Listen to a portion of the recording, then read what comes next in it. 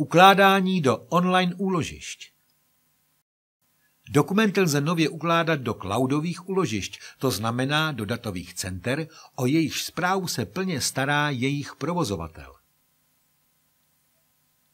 Můžete je například uložit do svého soukromého úložiště Microsoft SkyDrive,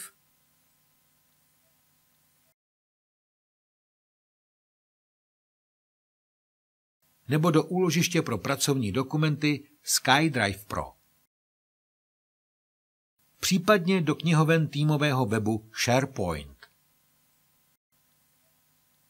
Tato úložiště se synchronizují s počítačem a naleznete je v průzkumníku Windows, takže k nim máte stále přístup i bez připojení k internetu. Synchronizují se i vaše uživatelská nastavení Office. Proto máte vždy po ruce seznam vašich posledních souborů. Aktuální adresář. Vaše šablony nebo uživatelské slovníky, a to bez ohledu na to, odkud pracujete.